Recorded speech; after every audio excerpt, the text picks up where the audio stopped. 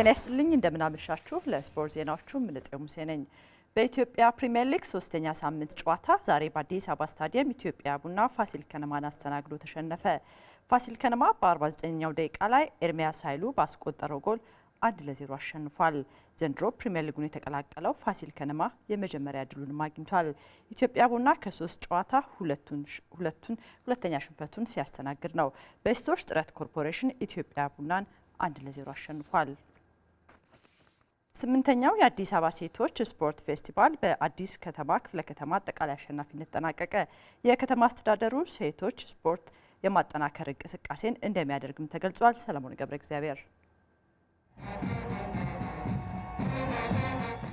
ከአዲስ አበባ ስትሩም ክፍለ ከተሞች የተወጣጡት 13000 ሴቶች በ12 የስፖርት አይነቶች ሲወዳደሩ ቆይተዋል። 2 ዓመት አንዴ ሳይሆን በየአካባቢያቸው ለስፖርት የሚያመቹ ማዘውተሪያዎች እንደ ሴቶች ተጨባጭ ሁኔታ በየቦታው መኖር እንዳለባቸው አቅደን መስራት አለብን ብለን እንደ እቅድ ይዘናል። በተለያዩ ስፖርት ማዘውተሪያ ስፍራዎች ሲካሄዱ በቆዩት ውድድሮች በአዲስ አበባ ስታዲየም ሲጠናቀቁ ተመልካቹን ያዝናኑ ውድድሮች ታይተዋል።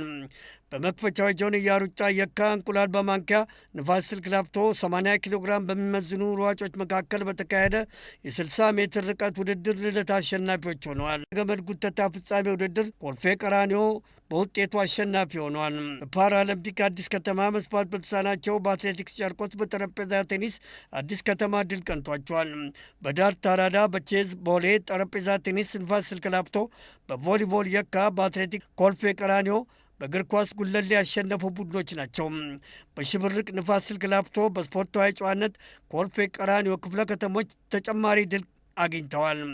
የ2009 ዓ.ም የአዲስ አበባ ሴቶች ስፖርት ውድድርን አዲስ ከተማ ክፍለ ከተማ የአጠቃላይ አሸናፊ በመሆን አጠናቋል። ክቡራን ተመልካቾቻችን ለምሽቱ የያዝነው የስፖርት ዜናዎች ተጠናቀቁ። ምንጽዮን ሙሴ ነኝ። መልካም ምሽት።